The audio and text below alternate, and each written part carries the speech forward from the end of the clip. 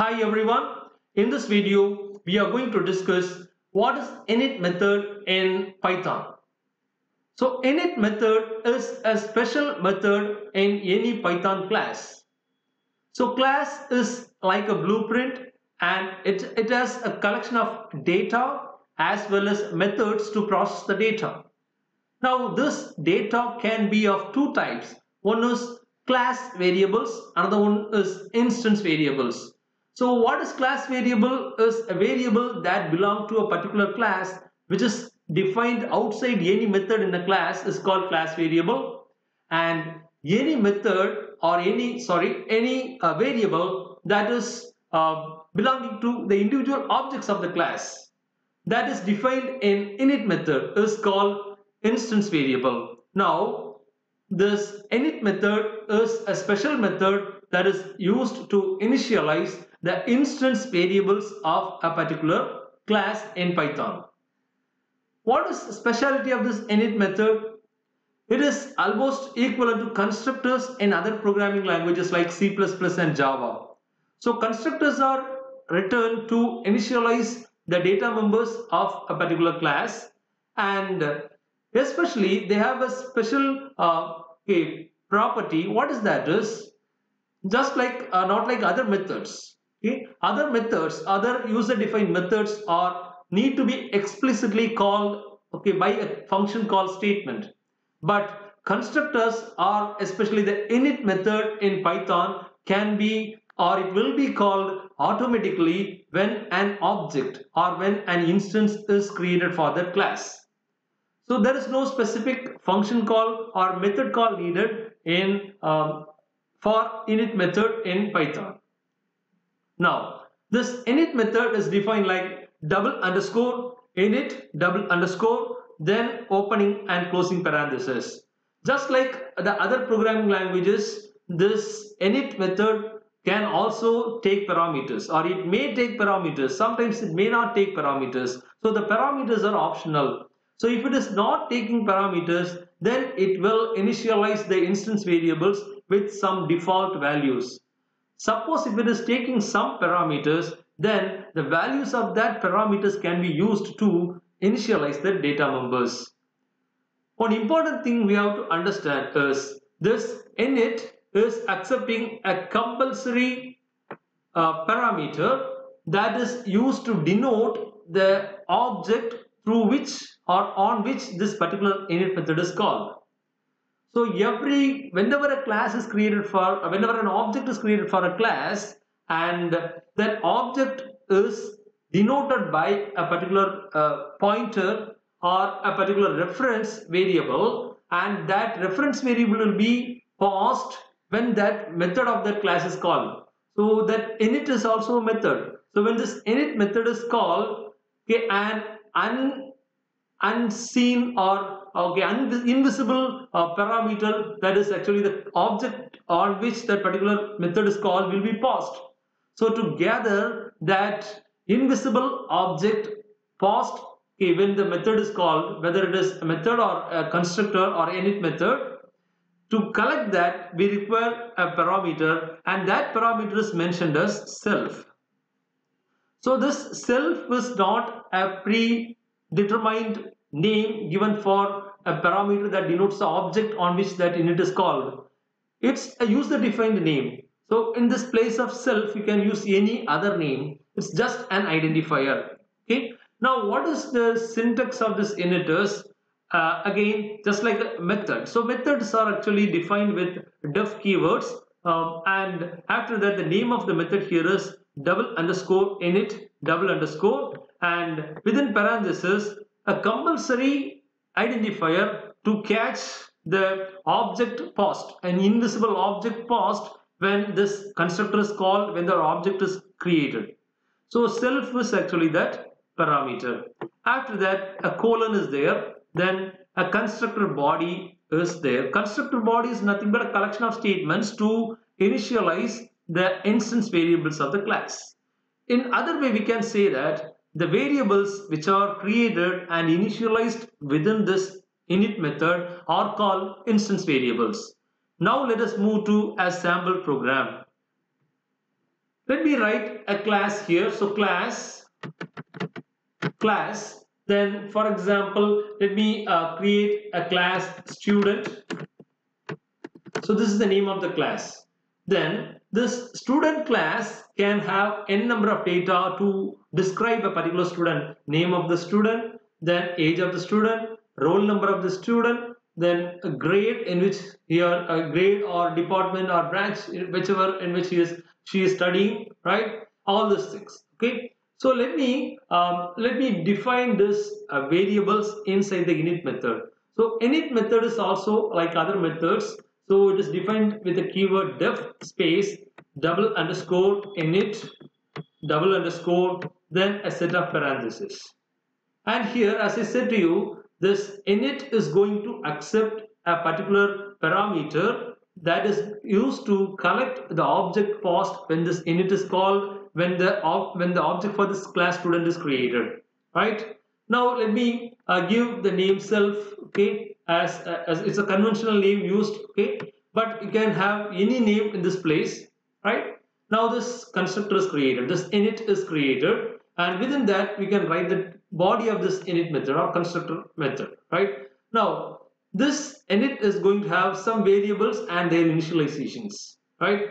For example, let me assume that this init is going to accept some parameters, okay? For example, n is denoting or corresponding to name, then a is age, right, corresponding to age. Now what I do is I create two variables, okay, n or name, then I am assigning the value of n to this assigning the value of this n to name, and then I'm creating another variable corresponding to age of the student, and I'm assigning the value of a to this variable age, right?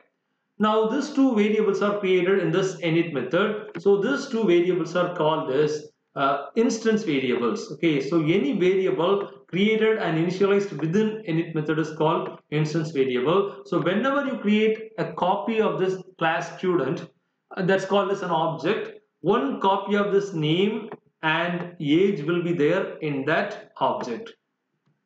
Now this def is created, this unit is created, and it is having two parameters, and now it is initialized that values parameters of unit is actually assigned or used to assign the values of name and age, or variables name and age, right? Now what I do is I just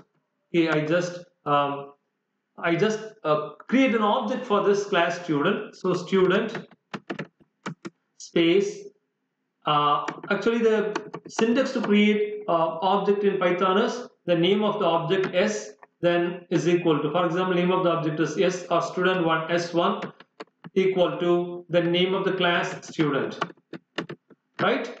Now here this constructor is taking two parameters. Okay, this constructor is taking two parameters, and one is actually two arguments. One is the name, another one is the age, and one invisible argument. Invisible argument is an argument that is passed, but it is not visible, or it is not explicitly passed when the function is called, or that the constructor is called, right? So here one object, that means this s1 is passed as the argument for this constructor call, right?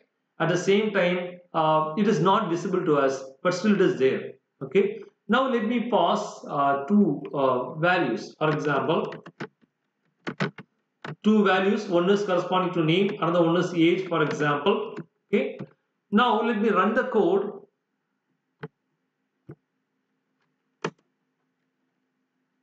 Init demo, right? Now the function, actually the program is running properly, but we didn't give any print statements to print any values. Okay, I can give a print statement here. Okay, just let me check it. So print on name equal to, then name, then print age equal to, then age. So you may wonder, right? Actually the constructors are created to initialize the data members, or especially the instance variables, but I gave two print statements. Will it support? Yes, of course it will support. constructor can do any even processing related functions or operations or tasks, right? But one thing in which it is lagging is actually it cannot return anything, right? So just like all the other methods in Python, constructor can also do any process, right? But it cannot return anything. So that's why we are not going to use this init for any calculation or processing. Now let us run the program again. Run module, right?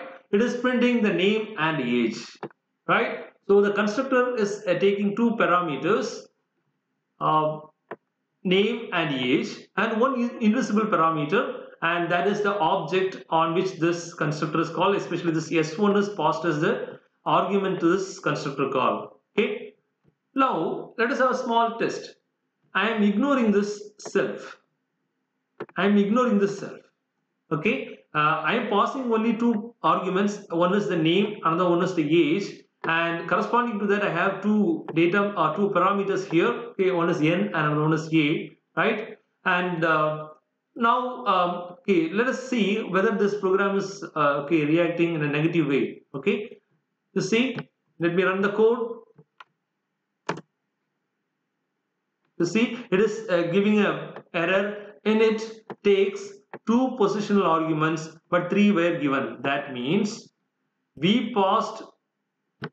It is taking only two parameters here. Okay, it is taking only two parameters here. But when I call this, it is passing three parameters. Okay, you see, let us read the statement a little clear. Init takes two parameters. That means in the init definition we have only two parameters. One is n, another one is a, but three were given. That means when I call this function, right, three parameters were given, but I didn't give three parameters. I gave only two parameters. What is the third parameter? It is not a third parameter. It is actually another compulsory parameter that is passed. It is object of this particular class, especially this s1, right? So it's not explicitly passed, but it is passed. So to collect that, you want a parameter here. So generally we named it as self. Okay, generally we named it as self. Okay, so now let us run the code again and let us check whether it is running or showing any error. No, it's not showing any error, because when that invisible object is passed, it is collected in this parameter self. And as I told you, this self is not a predetermined word, or it's not a keyword denoted for or used for denoting the object on which this method is called, or on the object on which this unit is called. It's a user defined name. You can use any name in this place. Let me use a word this. Okay, in other programming languages, the word this is playing the role of denoting the current object. Let me use that word here. So, okay, this is used here. Now let us check whether this program is reacting in a negative way. No, right? So what you want to understand is you have to have a variable or a parameter here that is corresponding to an invisible object passed when the function is called, or the method is called, or init is called. At the same time, right, it can be any name. Okay, it can be any name preferred by the user. Okay, it can be self, or it can be this, or it can be pointer, whatever the user prefer can be used in that place. Okay, right? So this is about init method. Okay, this is about init method, and self is actually the part of this init method. Not only the part of this init method, self is actually the part of, or it is a parameter of any method defined within a class in Python, right? So one important thing we have to understand, right? So in Python, the functions which are defined outside a class are called functions. Okay, a collection of statements defined or collection of statements to carry out a particular task defined outside a particular class is called function. But any collection of statements having a name and defined within a class is called a method. So now init is a method. Like that, you can have any number of methods in a class. Okay, right? So I hope that you understood what is init and what is the role of self or self parameter in this init with this example.